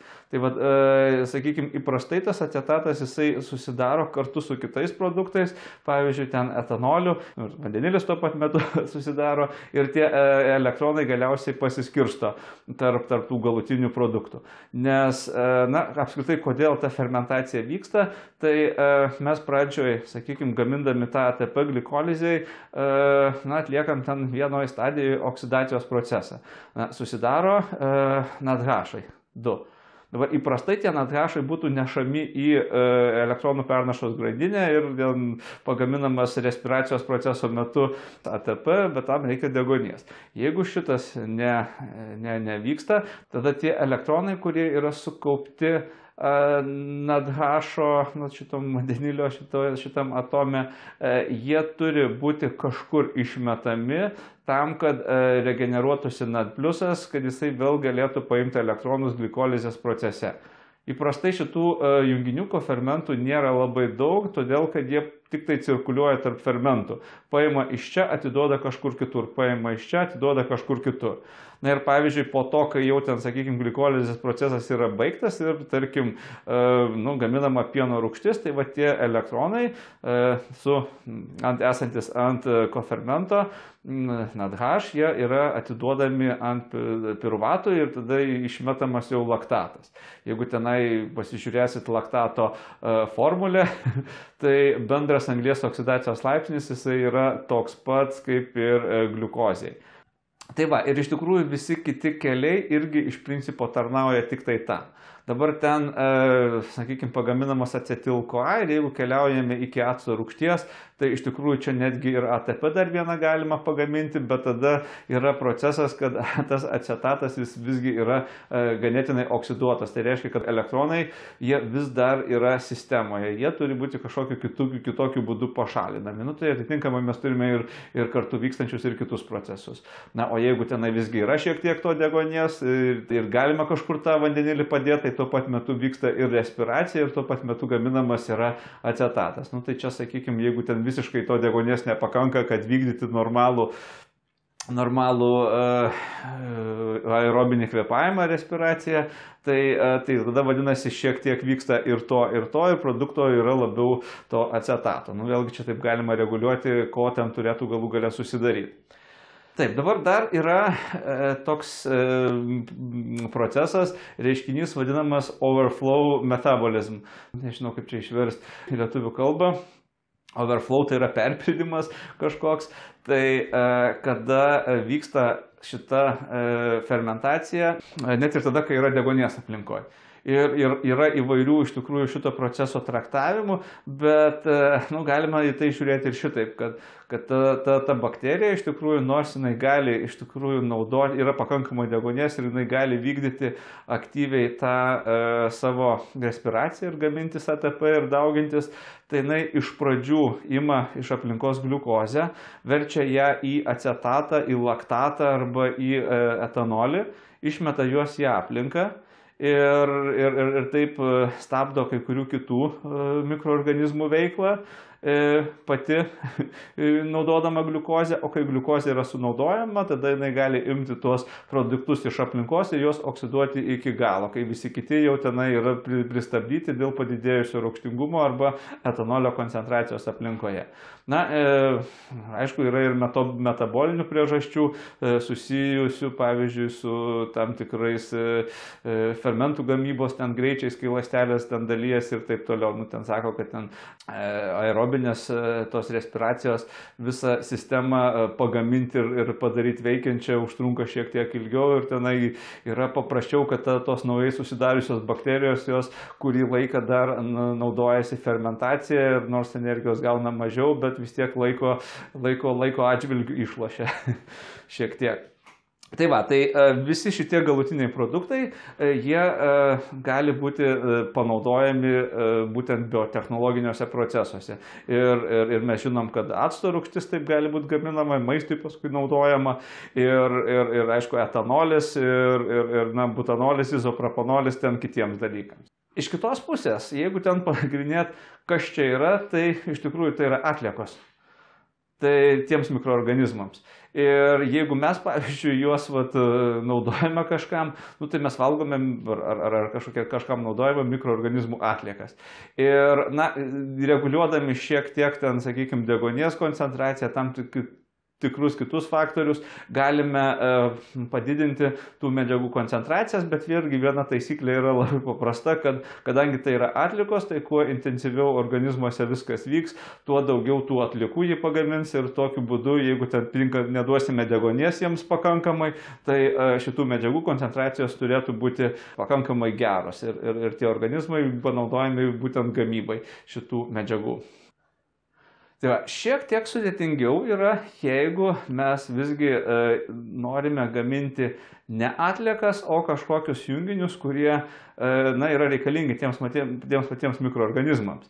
Nes tada vienas dalykas, jie jo nenorės gaminti tiek, kad mums apsimokėtų iš jų išskirinėti, nes egzistuoja tie stabdžiai, kur reguliuoja koncentracijas medžiagų. Ir kitas dalykas, sakykime, net jeigu ir ten jau per daug padarys, jie nebūtinai norės jo išmesti lauk.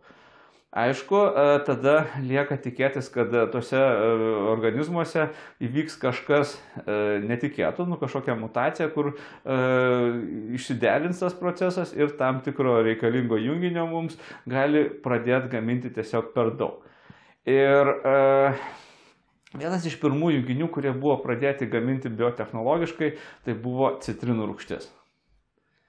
Citrinų rūgštis anksčiau buvo išgaunama iš citrinų ir iš tikrųjų tai buvo labai didelis biznis, nes citrinų rūgšties poreikis jisai vis augo ir citrinas tam tiekė italų fermeriai, kurie augindavo citrinmedžius ir dabar tą patį vis dar daro, tai mes kaip ir vartojam tas citrinas, tačiau turint omeny, kad 2019 metais pasaulyje buvo pakabinta apie ten 2,5 milijonų tonų citrinų rūgšties ir ten planuojama, kad kažkur iki 2025 tas pagaminamas kiekis turėtų ten iki 3,5 milijono išaugti, tai iš tikrųjų vien tik tai iš citrinų tai būtų neįmanomi tokie kiekiai išgauti, tai visą žemę citrinmedžiais užsodintumėm. Bet buvo surasta, kad tam tikras pelėsinis grybas, tai Aspergillus niger, ten galbūt net esat regėję, ten toks juodas pelėsis augantis ant maisto produktų, jisai gali išskirti citrinų rūgštį, jeigu jis yra auginamas sumažintos geležies terpėje ir taip pat padidėjusio pH terpėje. Tai va čia citrinų rūgštis gamina. Dabar, kodėl būtent tokios sąlygos priverčia grybą gaminti citrinų rūgštį? Štai čia mes turime krepso cikle. Ir citrinų rūgštis iš tikrųjų yra labai svarbus krepso ciklo tarpininkas. Čia mes ją turime. Ir tai yra pirmasis junginys, kuris susidaro, kai acetil-CoA susidaręs iš piruvato po glikolizės susijungia su tokiu oksalo acetatu. Tai citrinų rūgštis yra pirmasis junginys susidarantis krepso cikle. Tada jisai toliau yra veikiamas tokio fermento akonitazės ir tada susidaro jos izomeras izocitrinų rūgštis, kuris ten toliau dalyvauja oksidacijos reakcijose ir galiausiai ten vėl apsisukus ratui vėl susidaro oksalo acetatas. Išsiskiria du anglies atomai kaip CO2 ir iš esmės ten tas, kas įėjo, būna suoksiduojamas. Tų pagrindinių krepso ciklo junginių kiekiai, suminis kiekis, sakykime, jisai išlieka visą laiką toks pats, nebent yra sunaudojami kažkur. Tai dabar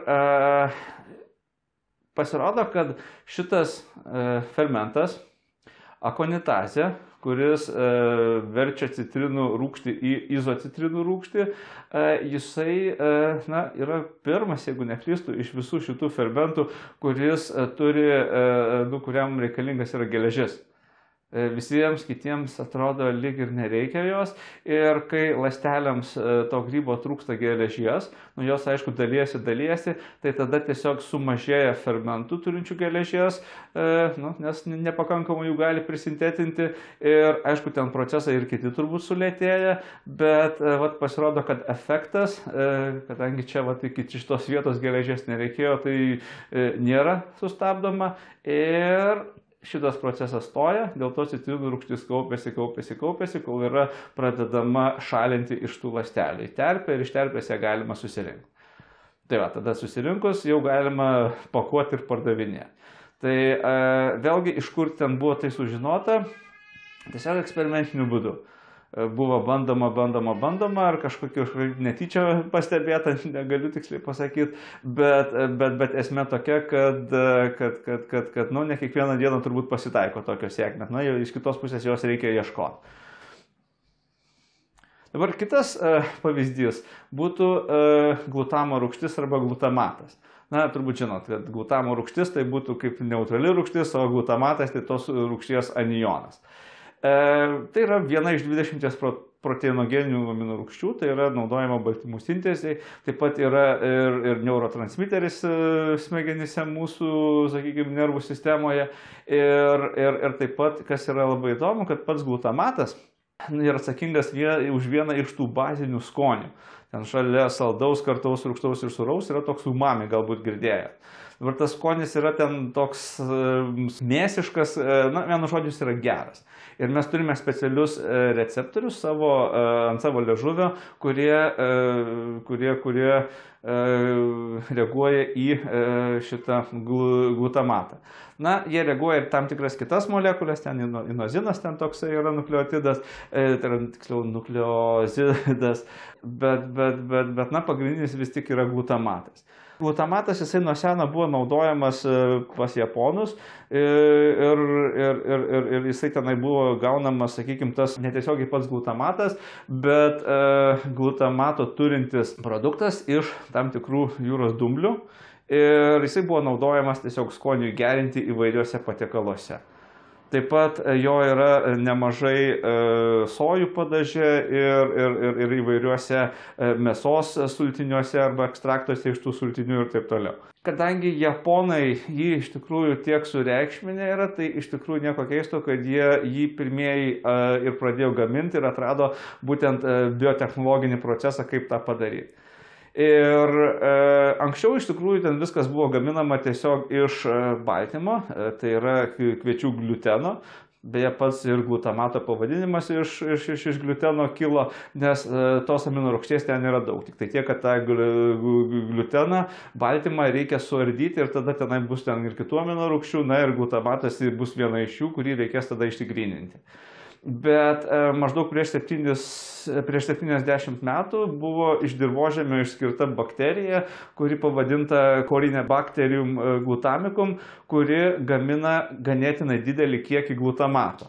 Čia pavaizduota yra glutamo rūgštis.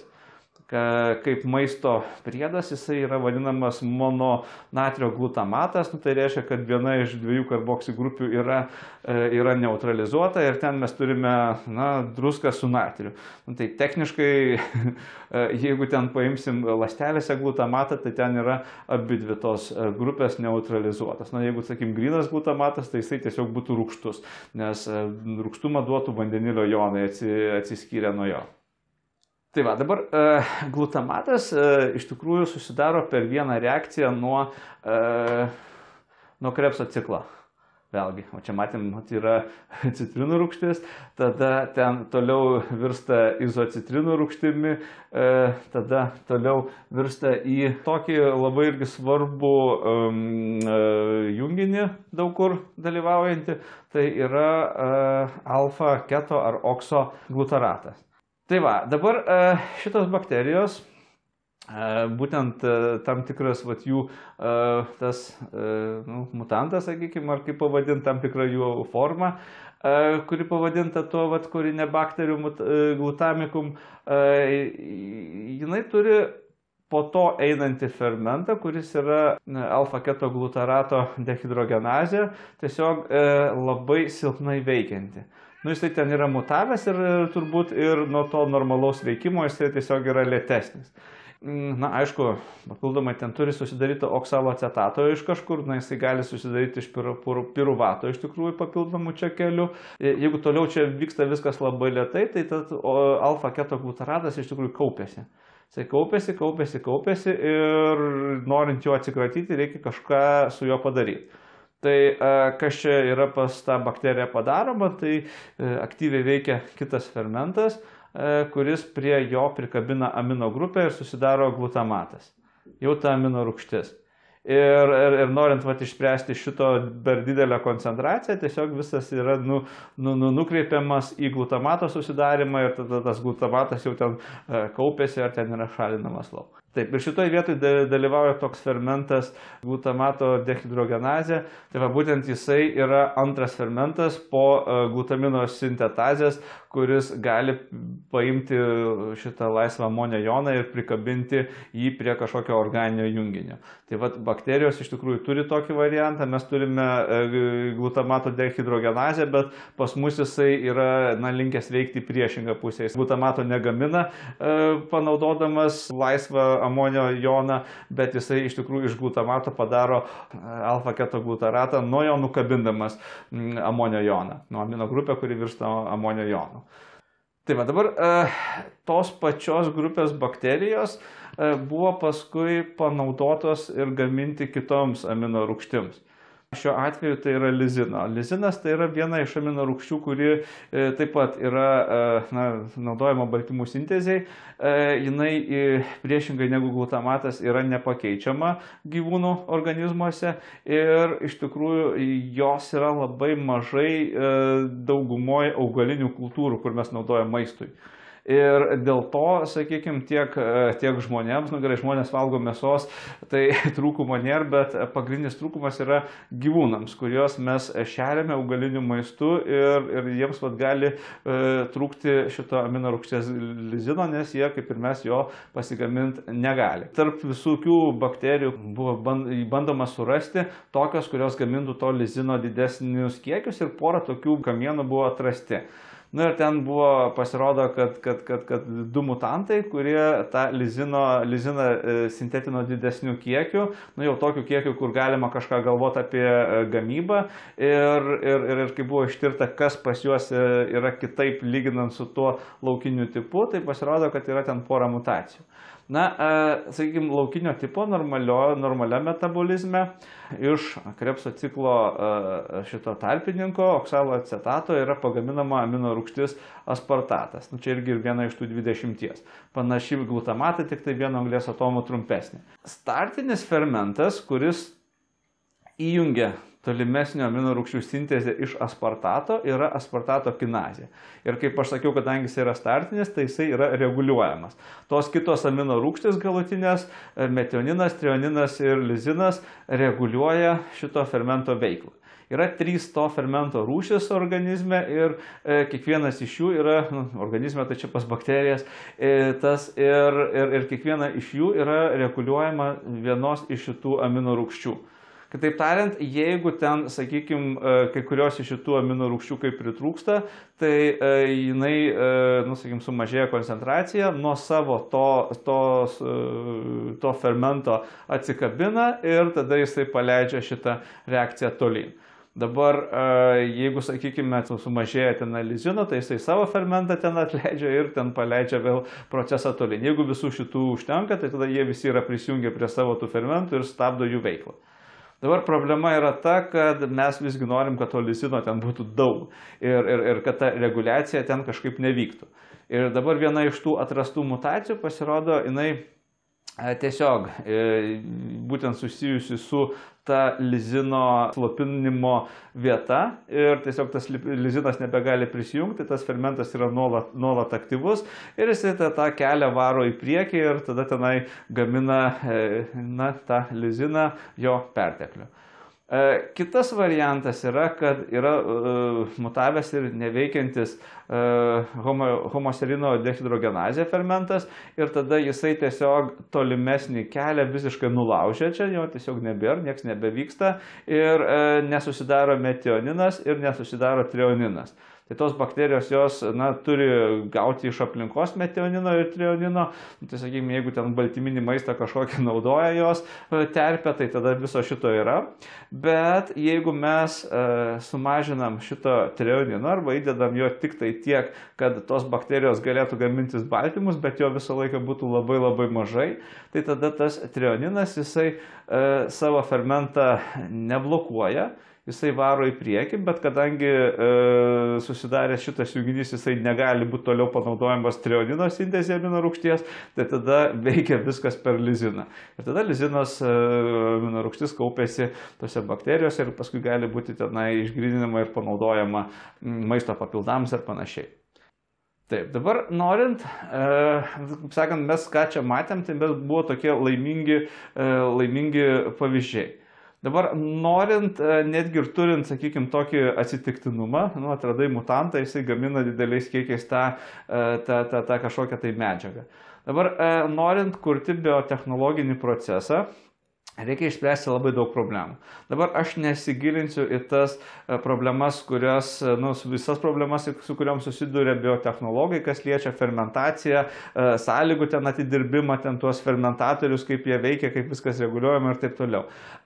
Bet kas liečia metabolizmą, tai tų problemų irgi yra pakankamai. Sakykime, reikėtų tada pasirinkti, jeigu tu planuoji kažkokią gamybą, kokios bus pradinės medžiagos. Tai gali būti, pavyzdžiui, jau iš karto paruošti specifiniai junginiai, kurie pagaminami kažkokiais kitais būdais ir tas mikrobas, jisai juos tik tai modifikuos ir mes juos tada susirinksim. Dabar kitas dalykas, kad galime mes naudoti ir tiesiog ten kažkokį anglies šaltinį, ten bet ką tas organizmas gali metabolizuoti ir jisai visus tuos tarpinius darinius jisai pasigamins iš ten bet kokių kitų junginių. Tai tokiu atveju mes galim naudoti ir, pavyzdžiui, visokias atliekas. Tai yra maisto atliekas, kokios tenai pas mus susidaro ir taip pat įvairių tenai procesų, kaip kažkokias atliekas gaminant cukrų ar dar kažką ir taip toliau. Galima galų gale tenai, sakykime, skaidyti kokias pjuvenas ir ten kažkokį biodizeliną, aliejų, sakykime, ir taip toliau. Iš kitos pusės, geriausiai tie mikrobai, jie vis tiek naudoja, tarkim, gliukozę ir tuos, sakykime, lengvai prieinamus šaltinius anglies ir iš jo ten gamina savo Krebso ciklo ir glikolizės tarpininkus, kuriuos gali panaudoti bet kokiai sintezei, bet atliekas panaudojant galime nušauti kelis zuikius vienu šūviu. Tai yra ir pagaminti kažkokį produktą lengvai prieinamą ir tuo pat metu atsikratyti tų atliekų, atliekų. Plastiką galima ir taip toliau metabolizuoti. Bent jau surasti bakterijas arba priversti jas metabolizuoti, bei yra tokių. Kitas variantas, jeigu ten mūsų organizmas gali fotosintetinti, tai galbūt tada jisai tenai CO2 galės imti iš oro ir naudoti tų medžiagų gamybai. Aišku, tada ten problemos yra kitos, tada jau reikia, kad ta šviesos ten vienokiu ar kitokiu būdu būtų ir negali ten tiesiog fermentatoriuje, kur tenai didelė masė yra, pro kurią ten šviesa sunkiai praeis, sakykime, ir turi tada kažkokias kitokias technologijas galvoti. Tai kaip sakant, vienoje vietoje laimi, kitoje vietoje pralaimi, reikia rasti viduriuką.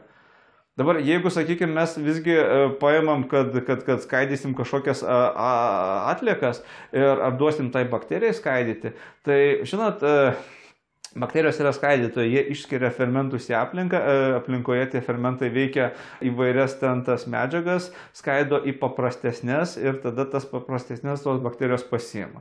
Tai dabar, ar tos bakterijos gali augti ant to substrato, kurį mes jiem duosim?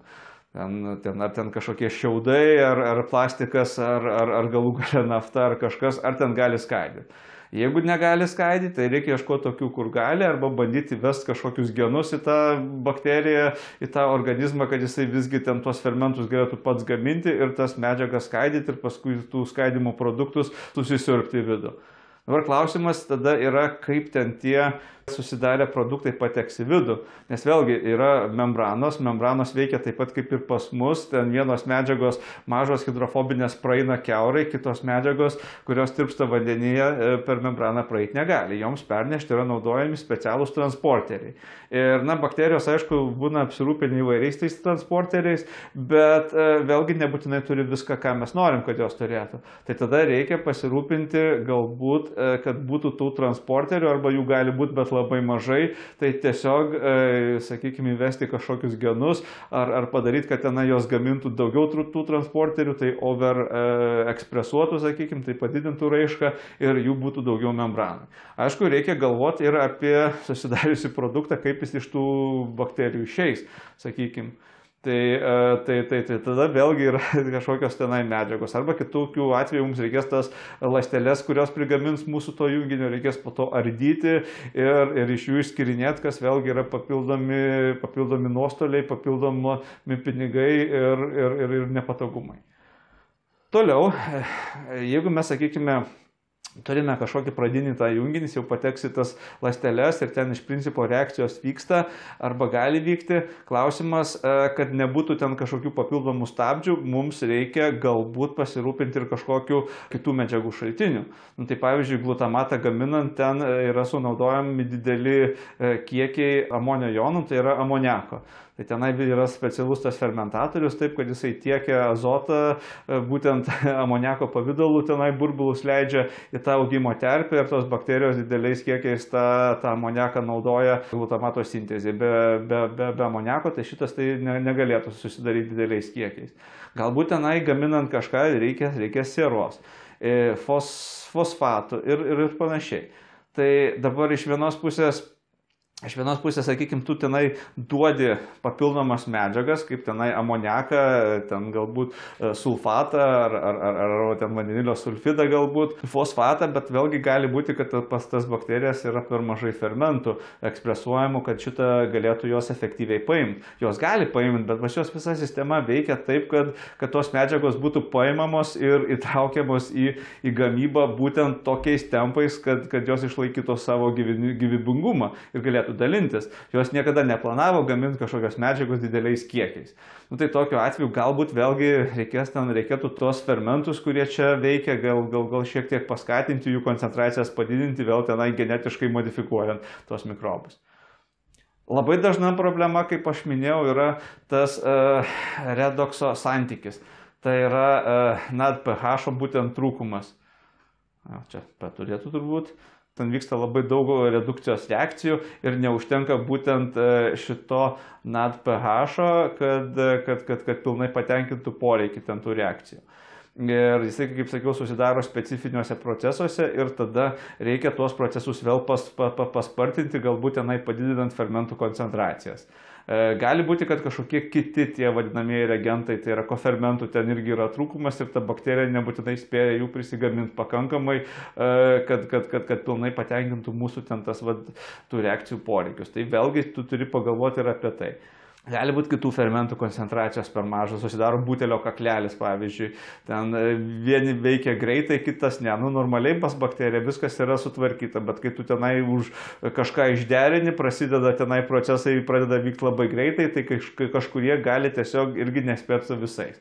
Vėl tada galbūt reikia tenai fermentų koncentracijas kai kurias padidinti.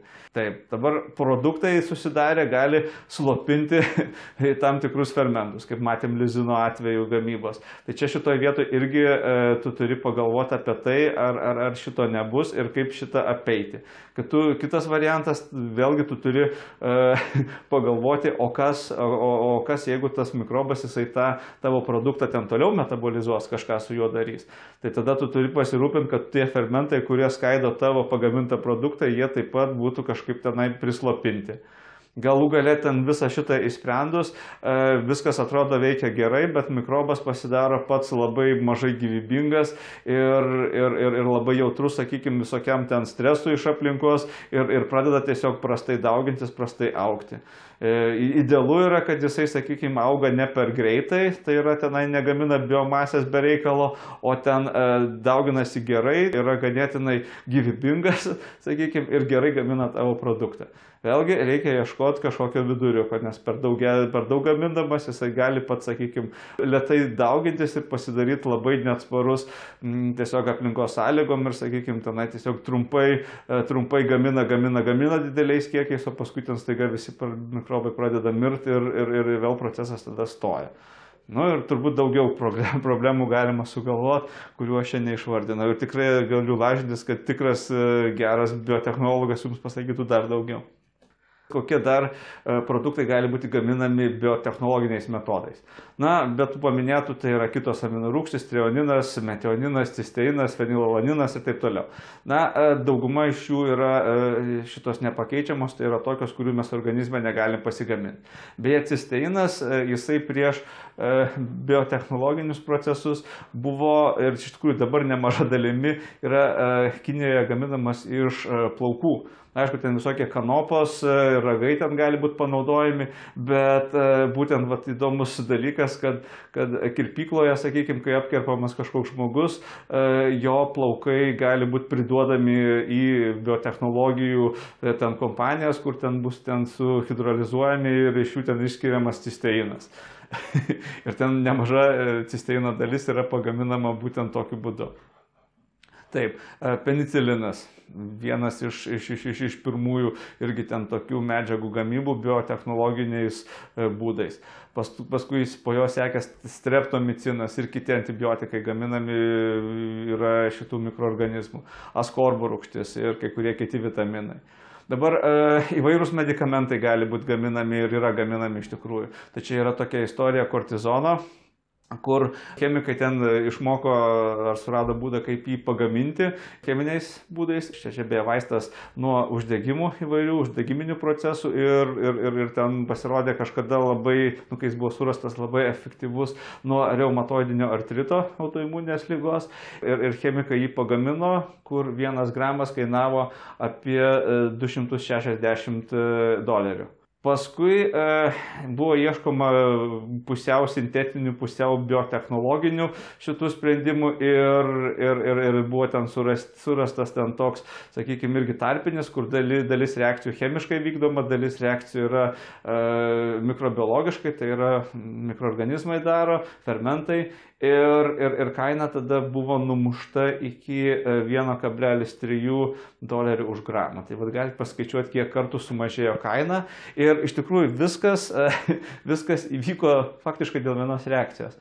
Šita ketoninė grupė, jinai susidariusi yra oksiduojant OH, alkoholinę grupę. Ir specifinis OH grupės įvedimas į šitą vietą pasirodė tenai toks sudėtingas chemikams, kai jis ten iš esmės buvo atsakingas už visą tą kainą. Ir kai ten visą tą išmoko padaryti paprastai su mikrobu, kur fermentas tiesiog įkabina OH atinkamai vietoj, visa kaina sukrito iki tokios. Sprendžiant įvairias problemas, pavyzdžiui, tos, kur išvardinau, ir norint gaminti pačias įvairiausias tas molekulės, kurias organizmai mes žinom, kad moka pagaminti, tik tai mūsų tikslas yra, kad pagamintų kuo daugiau ir kad mes jas galėtume iš jų paimti kuo lengviau. Galima ieškoti irgi tokių mutantų ir kliautis sėkme. Galime iš tikrųjų tą sėkmę mes netgi paspartinti. Tai yra atsitiktinė mutagenezė. Ten, sakykime, mikroorganizmai yra veikiami mutagenais kažkokiais, tai yra mutacijas sukeliančiais ar tai medžiagomis, ar tenai, tarkim, spinduliais, ten UV, ar ten kita radiacija. Ir įvyksta atsitiktinės mutacijos. Aišku, didžioji dalis tų mutacijų yra kenksmingos tam organizmui, bet jeigu mes tinkamai vykdom atranką, tai išgyvena tie, kurie gauna tokias mutacijas, kurios padidina tam tikros tos medžiagos gamybą. Ar pagal tam kažkokį kitą požymį. Ir tokiu būdu atrinkus vieną kartą, antrą, trečią, ketvirtą kartą jau galime turėti tokį organizmą, kuris ten turi kažkokių mutacijų prikaupęs ir patenkinamai ten gamina tai, ką mes norim, kad jisai gamintų. Bet vėlgi, vykdant atsitiktinės mutacijas, vienoje vietoje gali būti, kad pagerėja kažkas, kitoje vietoje pablogėja ir dabar mums reikia kažkokiu būdu ten visas tas problemas vėl sudėti krūvą ir ištaisyti tai, kas pablogėja ir taip toliau. Tikslingas problemų sprendimas atsirado palyginus nesenai iš tikrųjų. Tai yra, kai mes sukaupėme pakankamai duomenų apie tą metabolizmą ir apie fermentus ir mes jau galime iš tikrųjų tirti visą metabolizmą, kaip sakant, vienu ypu. Ir va čia labai pasitarnavo, ar pradeda vis geriau pasitarnauti, tai yra 13 anglies izotopo metabolinių srautų analizė arba metabolic flux analysis. Principas yra toksai, kad mes paimam kažkokį tą substratą, sakykime, čia yra kažkokia molekulė, kur kai kurie anglies atomai yra iš paprastos tos anglies, kuri daugiausia visur yra 12 anglies izotopo, pakeisti į 13. Sunkesni jie šiek tiek yra. Dabar gali būti visi atomai arba tik tai tam tikri, būtent kokį aspektą jūs tenai tyrinėjat. Tai gali būti dedam gliukozę, galime dėti, sakykime, ir ten kažkokias riebalų rūgštis ar kažkokius kitus junginius. Dabar ten mikrobai auga, panaudodami mūsų tą substratą, tada tam tikro momentų stabdome reakciją ir išskiriame junginius, juos ten galim frakcionuoti vienokį ir kitokiu būdu, baltymus suardyti iki amino rūgščių ir panaudoti masių spektrometriją. Tai yra metodas, kuris gali mums identifikuoti junginius pagal masę ir iš tikrųjų ten vėlgi pasinaudojant gamtoje egzistuojančiais šitų izotopų pasiskirstimais, mes galim atrasti, kuriuose junginiuose yra padidėjusi tų C13 izotopų atomų koncentracija. Ir tada palyginę su metaboliniais keliais, su metabolinių kelių šitais, sakykime, duomenimis, mes galime pasakyti, kuriuose metaboliniuose keliuose susikaupia daugiausiai tų mūsų įdėtų substratų atomai, kurie yra pažymėti su C13 anglimi. Sakykime, galime tada atlikti modeliavimą, panaudojant kompiuterius ir nustatyti, sakykime, jeigu mes leidžiame anglies atomus, ten, tarkim, tam mikroorganizmui duodami gliukozę, tai dalis jų nueina ten per Krebso ciklą į amino rūgščių sintezę, dalis nueina į kvėpavimą ir galime pasakyti, kokia dalis iš tikrųjų, kiek procentų yra sunaudojama riebalų gamybai, fosfolipidų gamybai, baltymų gamybai ir ten taip toliau. Mes galim pasakyti, kiek jų prasisuko Krebso cikle, kiek jų prasisuko ten kažkokiam kitam cikle, ten pentozių fosfatų kelyje, kur ten net pH, gamina ir taip toliau. Dabar surinkę visus tus duomenis, mes galime tada bandyti tuos srautus kaitalioti. Išjungti fermentą, kur mes nenorim, kad tenai nueitų ta mūsų anglis, padidinti koncentraciją ten, kur norim ir taip toliau. Jeigu ten vėlgi matom, kad butelio kaklelis yra ties redukcijos šitais junginiais, tai net pH trūksta, mes galim padidinti fermentų koncentraciją, kurie gamina tą net pH ir taip toliau ir taip toliau. Galime tada tirti srautų analizę panaudojant skirtingus substratus ir pažiūrėti, sakykime, kaip ten viskas pasiskirsto, kai duodam gliukozę ir, pavyzdžiui, riebalų rūgštis kažkokias. Ar kažkokį kitą tenai šitą junginį. Ir vėl nustatyti, kad ten, sakykime, jeigu ten su riebalų rūgštim vyksta procesai, tai tenai labiau tas yra gaminamas, ten galutinis kažkoks produktas ir išmetamas lauko, ten su gliukozė jisai nėra gaminamas ir taip toliau. Galime naudoti ne tik tai C13, galime naudoti ir kitų elementų izotopus, ten tai pavyzdžiui azoto ar panašiai. Na, čia yra parodyta vienas toks paveiksliukas, sakykime, atliktas tyrimas, palyginant laukinio tipo ir tą pačią bakteriją, sakykime, kuri gamina liziną, kur ten įvykę kažkokie jo pakitimai. Dabar čia linijų storumas atitinka tą srautą. Nu dabar, aišku, čia yra labai supaprastintas vaizdas. Tai dabar mes matom, kad, pavyzdžiui, šitas srautas įeina 100%, sakykime, tų anglies atomų, tiek čia, gliukozės pavidalų. Ir tada matom, kad, pavyzdžiui, čia yra tas toks plonesnis per šitą pentozių fosfatų kelią, kur gaminamas yra NAD pH-as, būtent sintezės reakcijoms, ir apeinamas ratas yra ir vėl susidaro fruktozės 6 fosfatas. Tenai šiek tiek atskyla CO2, kaip sakant, ten 6 molekulės išeina, 5 įeina, 5 išeina, viena yra suskaidoma į CO2. Tai bet čia mes turime 40% srautą, o mes jau turime arti 70%. Tai matomai šitam lizino gamintojui reikėjo daugiau vykdyti tas redukcijos reakcijas, todėl jisai aktyvino savo šitos kelius. Dabar ten toliau matom nukreipimą į Krebso ciklą, kur kas mažesnį negu laukinio tipo normaliuose tose bakterijose ir pats Krebso ciklas kur kas liesesnis. Dabar kodėl taip yra? Todėl, kad šitas lizinas yra gaminamas iš Krebso ciklo tarpininko oksalo acetato. Dabar jeigu vyksta čia sintezė, nestabdomo lizino gamyba, tai vadinasi junginiai yra iš Krebso ciklo vagiami, dėl to Krebso ciklas visai lėtėja. Dabar, jeigu, sakykime, tas oksalo acetatas visas būtų paimamas, tai tada tiesiog sustotų Krebso ciklas ir nebūtų kam jo vykdyti. Bet yra ten tokios reakcijos, kurios anaplerotinėmis reakcijomis vadinamos, kur iš piruvato ar kai kurių kitų junginių galima atstatyti oksalo acetatą, o tai reiškia ir visų kitų Krebso ciklo darinių koncentracijas. Bet oksalo acetatas kaip ir susidaro, tačiau vėlgi jis iš karto yra sunaudojamas. Tai tas Krebso ciklas kažkokiu greičiu sukasi, bet šiek tiek lėčiau negu laukinio tipo. Tai dabar žinodami, kaip viskas vyksta, mes galime bandyti modeliuoti ir kompiuteriu, sakykime, įvesti tam tikrus kitus pakitimus. O kas būtų, jeigu aš šito fermento koncentraciją padidinčiau, o kas būtų, jeigu šito, o jeigu šitą sumažinčiau, o jeigu šitą visai išjungčiau. Ir aišku, kompiuteris jisai tenai paskaičiuos, tenai vėl tų linijų storius mums pateiks, kitokius ten procentus.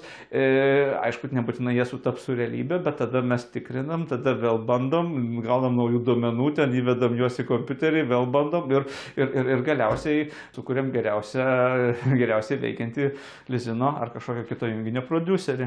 Tyrinėti vien tik tai metabolizmą, tai yra būtent tuos srautus visokius per fermentus, gali neužtekti. Iš tikrųjų, jeigu mes atliekam kažkokias modifikacijas tada į metabolizmą, tai mes keičiame fermentų koncentracijas. Ir fermentai tada, aišku, keičiam koncentracijas, keisdami genus. Įvedam naują geną kažkokį, tai pakeičiam bakterijos genomą. Ir aišku, tas pats genomas, jisai yra ganėtinai sudėtingas dalykas. Mes šiame turime, pavyzdžiui, paveiksliuką, visas genomas, tai genai. Čia yra paveiksliukas, kuriame pavaizduota Escherichia coli ląstelė, kaip tie genai vienas kitą reguliuoja. Ta reguliacija tokia yra, kad yra tam tikri genus reguliuojantis baltymai, ten transkripcijos faktoriai ir panašiai, ir visokie ten slopikliai, aktyvikliai ir taip toliau. Ir tas baltymas, sakykime, jisai yra vienas pagaminamas aktyvuojant jo geną, tada jisai gali aktyvuoti kitus baltymus, tie atitinkamai aktyvuoti kažkokius kitus baltymus ir taip toliau. Ir tai reiškia, kad jeigu mes kažką pakeičiam ir jeigu pakeičiam daugiau, tai tada anie tenai įveda dar daugiau pokyčių, tada anie įveda dar daugiau pokyčių, tada keičiasi metabolizmas, metabolizmas įveda dar daugiau pokyčių, nes kaip matėm, viskas yra pas bakterijas reguliuojama ir tie reguliaciniai mechanizmai nedingsta. Jeigu mes viską išderinam, tai automatiškai išsiderina ir genų raiška ir taip toliau.